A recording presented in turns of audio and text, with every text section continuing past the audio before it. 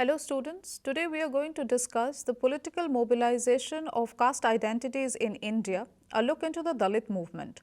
This unit would enable the students to understand caste and politics, Dalit as an exploited identity, Dalit movement in India, political mobilization of the caste. To begin with, the word caste is derived from the Portuguese word casta, which means breed, race or kind. It was first used in the restricted sense in 1563 when Garcia de Orta wrote that no one changes from his father's trade and all those of the same caste of shoemakers are the same. The English word caste might mean either varna or jati in the way it is understood in India. There are four varnas: the Brahmins, the Kshatriyas, the Vaishyas and the Sudras. The peculiar nature of Indian caste structure is that it is hierarchically stratified. Each caste have traditionally defined occupation. Jati refers to actual social group with which people identify themselves and forms the basis of their interaction with each other. Rajni Kothari emphasized caste as a stratification system in which distances rigidly maintained through endogamy, pollution and the legitimacy of rituals. Yet the fact is that factionalism and caste cleavages, patterns of alignments and realignments among various strata continues to strive for social mobility have always been a feature of Indian polity. This caste system becomes fixed and hereditary with the rise of Hinduism. The laws of Manu, Manusmriti, refer to the impurity and servility of the outcast, with affirming the dominance and total impurity of the lower caste, along with the purity of the upper caste. Those of the lowest caste are informed that their place in the caste hierarchy is due to their sin of their past life. Manusmriti, the most reliable text of Hindu religion, legitimizes the social exclusion and introduces absolute inequality as the guiding basis that rules social affairs in Indian society.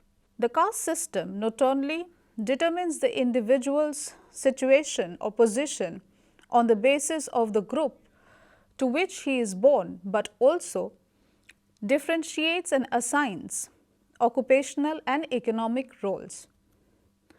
Different groups of citizens have different reasons for maintaining the caste system.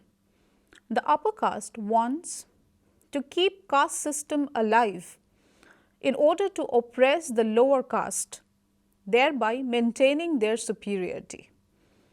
It is very often seen that the lower caste groups who are supposed to hate the caste system also use their caste identity to gain benefit in the corridors of power and politics, and at the same time they want to put a stop to the caste oppression imposed on them by the upper caste. Now we come to a discussion of caste and politics in India. According to many thinkers, castes are assuming new functions like influencing politics and their role in political dynamics like an effective pressure group or interest group. Caste provides an exclusive basis for organization of democratic politics. Caste identity and solidarity becomes primary channel through which electoral and political support is mobilized. Caste has influenced the policy making of the government, for example, the policy of reservation in favor of certain caste. The programs, policies and declarations of political parties are made keeping in mind the caste factor. Even different positions within a political party are distributed in terms of caste. Political parties select their candidates on the basis of caste composition in their constituency. The voting in election and mobilization of political support from top to bottom moves on caste lines. Caste also functions as a pressure group in politics. Political bargaining is also done on caste line.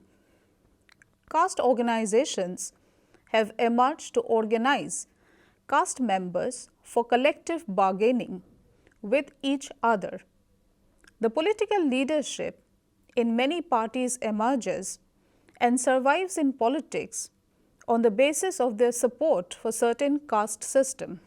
Kothari writes, the politicization of caste brings both caste and politics nearer and their interaction changes their forms. When politics draws the caste system into the web of its organization, it finds material for its articulation. And when caste makes politics its sphere of activity, caste gets a chance to assert its identity and strive for position. The relationship between caste and politics is basically a relationship for the specific purpose of organizing public activity. Different caste groups put their loyalties behind political parties and their ideologies in order to maximize their interest. Caste values and caste interest influence a person's socialization process and consequently his political thinking, awareness and participation. He banks upon caste identity and caste solidarity for occupying and performing leadership recruitment roles. Caste influences the process of leadership recruitment. This is particularly true of caste-conscious people of states like Haryana, Tamil Nadu, Bihar and Andhra Pradesh. In Andhra Pradesh, Reddis, Kamas provide state leaders. Caste factor is a constituent of Indian party system. Some of the political parties have direct caste bases, while others indirectly bank upon them. The regional political parties in particular stand predominantly influenced by the caste factor. The DMK, the AIADMK are non-Brahmin, rather anti-Brahmin political parties. In Punjab, the Akali Dal has a community identity. BSP banks upon the support of scheduled caste, while the BJP largely banks upon its popularity among caste Hindus and the trading community. All political parties give weightage to the caste factor in selecting their candidates, in allocating constituencies to their candidates, and in canvassing support for their nominees in the election. Caste is an important determinant in Indian society and politics, and the new lessons of organized politics and consciousness of caste affiliations learned by the previously shunned caste groups have transformed the contours of Indian politics, where shifting caste and class coalition are being encountered. The net effect of these mobilization along caste identities have resulted not only in the empowerment of newly emerging caste groups, but has increased the intensity of confrontational politics and conceivably leading to a growing crisis of governability. Now we move on to our understanding of the Dalits as an exploited identity. The traditional bifurcation of the Hindu society into caste-based identities has undergone many changes over the years, but caste continues to be a powerful institution in our socio-economic, religious and political life. In this system, Dalits were considered as impure, and this resulted in untouchability towards them. They were assigned the lowest position in the social hierarchy based on rituals, purity, and occupation. Dalits are oppressed throughout the recorded history of India. They were predestined to do some polluting occupation which were considered as impure in the society. For example, disposing of dead bodies, leather works, cleaning, and sewages, etc. The term Dalit is a Marathi word, literally meaning ground or broken to pieces. They are differently known in different regions of India. For example, Dasa, Panchama, Atisudra, Namasudra, or Adi Dravida, etc. Their touch and sometimes even their shadow, even their voices, are believed to pollute the upper caste Hindus. The Indian constitution has banned untouchability, yet in practice, many of the Dalits still face the brunt of their stigma of identity. Voices against this discrimination prevailing in hierarchical caste system have been raised from time to time by both Dalits as well as other social reformers. The caste ideology in India is based on the twin doctrine of karma and dharma, and that it was the basic duty of every individual to maintain dharma, which was to retain the social structure based on Varna Shrama theory. Not only Manu but also Kautilya, another Brahmin, also emphasized on retaining the caste structures as the basic structure of Indian society that cannot and should not be changed. It all began with the Aryans who entered the country from Middle East and settled in the fertile lands of the Ganges after a fight with the indigenous people of the civilization. The people, well versed in the techniques as shown in the historical aspects, were defeated by the Aryans. The minority Aryans defeated the majority of the Dalits by use of their tactics of divide and rule. Otherwise, they would not have been able to defeat the majority.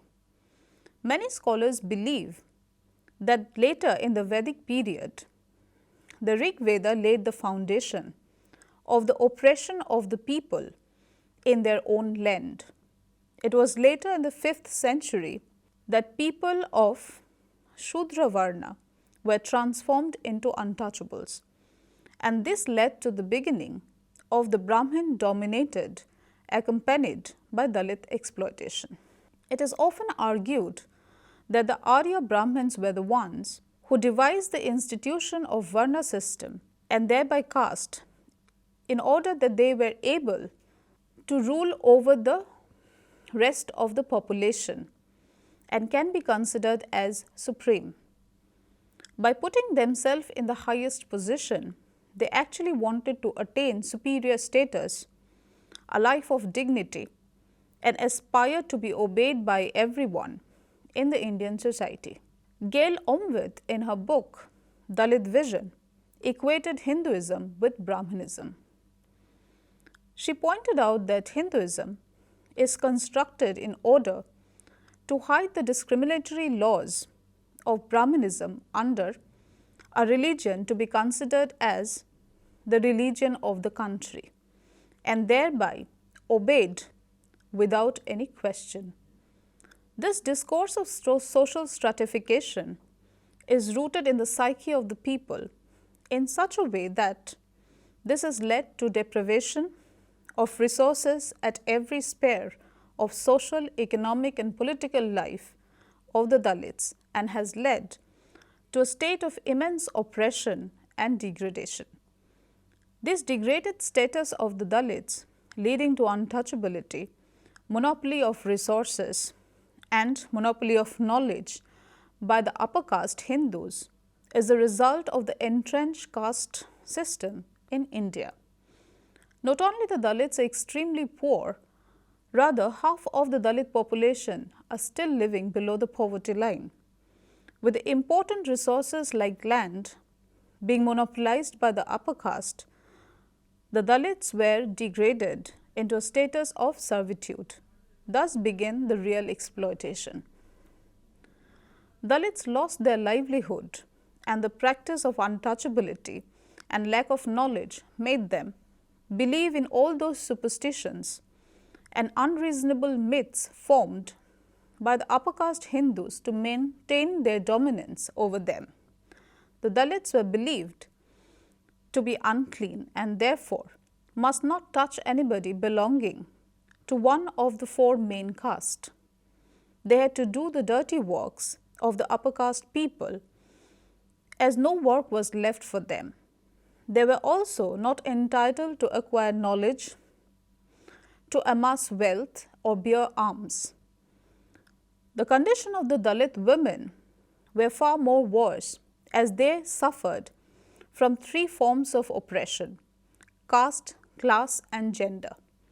The Dalit women have extremely low literacy and education level, heavy dependence on wage labor, discrimination in employment and wages, heavy concentration in unskilled jobs, low paid and hazardous work, and they are also victims of violence and sexual exploitation.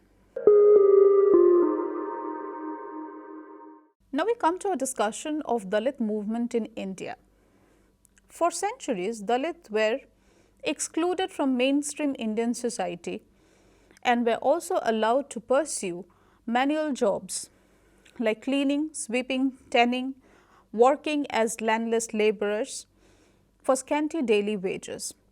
It was because of these exploitations that Dalit began their movement in India with their basic demand for equality as they struggled to combat inequality in the society with the firm belief in the ideals of equality. The inhuman barbaric practices committed against them led them to protest against the caste-based hierarchy that has divided the Indian society on the basis of caste based on the Varna system, class and gender.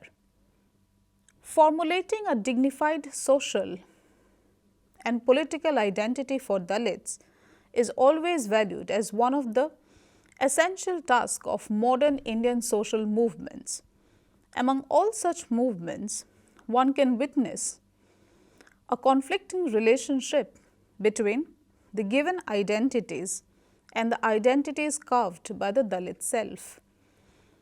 The phenomena of Dalit assertion in India has often been understood through the prism of two models of Dalit social mobility. The first is conversion and the second is Sanskritization. It is generally believed that Dalit make use of either one of these models to escape from caste-based social exclusion and atrocities. The movement which were launched for upliftment of the Dalits were more reformative in nature, but later they were more transformed into transformative nature of social movement. These movements have not only led to the betterment of the Dalit people, but also helped the formation of new identity for the subaltern people. The achievement of political rights of these disadvantaged groups, the attainment of political and social recognition, the abolition of discriminatory structures, the termination of economic exploitation, especially the security of minimum subsistence and livelihood has been the main focus of Dalit movement. The Dalit movement that gained momentum in the post-independence period has its root in the Vedic period. It was the Shramanic-Brahmanic confrontation and then to the Mukti movement, the term given to Bhakti movement by G. Eleusis. The Mukti movement was led by the very poor Dalits who fought against the saint poet of the time. It was with the introduction of Western language, the influence of the Christian missionaries, the Dalits began to come across the ideals of equality, liberty, and thus began the Dalit movement of modern India. The angry Dalit mind, when mixed with reason, began confrontation against the atrocities of the upper caste. Due to lack of access to mainstream political organization and increasingly worsened with a slower pace of reform, Dalits started resisting suppression and discrimination in two ways. One was peaceful protest and another through open confrontation and struggle. According to the Human Rights Watch, particularly since the early 1990s, Dalit organizations started mobilizing Dalits to protest against the human rights violation and discrimination suffered by them. These movements gained momentum under the guidance of some of the prominent Dalit leaders. Over a period of time, India witnessed many social reforms movement in order to improve the situations of the Dalits. The subjugated condition of the Dalits drew attention of both Dalit and non-Dalit leaders. Among the Dalit leaders, the most prominent being B.R. Ambedkar and Jyotiba Phule. On the other hand, Swami Vivekananda, Raja Ram Mohan Roy, Dayanand Saraswati, and Mahatma Gandhi are some non-Dalit leaders who tried to uplift the Dalits in society by their efforts to elevate untouchability and social restrictions which were imposed on them. The Dalit political discourse has produced a concrete alternative to the mainstream rationalist formulation in all the realms of public reason.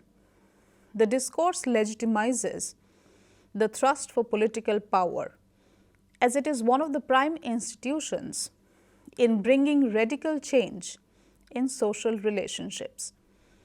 On the one hand, rejection of political dominance by the Manuvedis became the mantra of the new Dalit political ideology. On the other hand, they challenged the immoral and unscientific regressive mode of social system and is hopeful of building a modern social order based on human values. The political mobilization of caste. At first, the depressed class conference in Nagpur was held in 1920. Ambedkar was of the view that at caste level, Brahmanism was the main enemy, just as capitalism and landlordism were the main enemies in class terms. He emphasized the need for economic as well as social measures for the liberation of the Dalits. Ambedkar wrote extensively to construct a Dalit perspective of nationalism and built on anti-Hindu and anti-Gandhian perspective for liberation of the Dalit. He had a different approach and philosophy regarding the liberation of Dalits. He believed that free social order for which he is striving is not possible within Hinduism, whose very foundation is hierarchical, with the scheduled caste at the bottom. The Chaturvarna system, which Gandhi supported, was part of Hinduism. The religious inviolability behind caste and Varna must be destroyed, and it is possible to do so by discarding the divine authorities of the Shastras. Ambedkar did not have faith in the charitable spirit of the caste Hindus towards the Dalit. He asserted that the scheduled caste should get organized, educate, and struggle for self-respect rather than depend on sympathy. Along with annihilation of caste, he also raised the demand for separate electorate for the Dalits. The efforts made by Ambedkar not only elevated the subjugated position of the Dalits but also mobilized them to make effort for their rights. From 1924 to 1930, Ambedkar mainly organized campaigns like Kala Ram, Mahad Satyagraha, etc. Through these efforts, he tried to provide the basic rights of using public places and facilities to Dalits, of which they were deprived. In 1930, Ambedkar's main focus was on attaining political power in order to improve the socio-economic position so that these low caste people could assert themselves against Hinduism. Therefore, by gradually making politics their area of activity, various caste groups tried to assert their identity and strive for power and position. On the other hand, politics also tried to draw from the various caste groups in order to find material for their articulation. Thus, the process of politics became one of identifying and manipulating existing structures in order to mobilize support and consolidate position. The caste structures in India provide the most important organizational clusters in which the population lives, and so politics is likely to strive to organize through such structures. Rajni Kothari quite succinctly puts it, the allegation of casteism in politics is no more or no less than politicization of caste. With the introduction of universal adult franchise, the trend of upper caste men being politically more active has changed. The politics of adult suffrage has in many regions increased the participation and influence of non-Brahmin. However, though electoral politics has accommodated caste identities and given voice to the backward communities, but too close an identification with one caste is likely to alienate other caste groups. Electoral politics therefore needs a multi-group support structure, a structure that fragments as well as federates and creates a common organization. Political parties gain stability only by involving all the major sections of the society. Therefore, to conclude, political integration in agrarian societies in India was through patron-client ties with caste and class identities generally subsumed in each other and tight patron control of local polities. This control would translate into vote banks with the introduction of universal franchise after independence. India's colonial past has shaped caste into a flexible institution, generating a new system that has crucial influences on political mobilization. The pliable caste system in the post-independence era acts as a tool for identifying marginal groups and political mobilization. Various political leadership can alter and influence the caste system to give different groups of people unequal rights in accessing public services and political competition. Caste exposure to things like education, urbanization, industrialization, etc. has made them part of the mainstream. Electoral politics has given them representation and the ability to assert themselves. But the very process of modernization that has made inroads into traditional sectarian loyalties, electoral politics has again re-established their legitimacy, giving rise to disintegrative tendencies, threatening the democratic and secular framework of Indian polity. Thank you.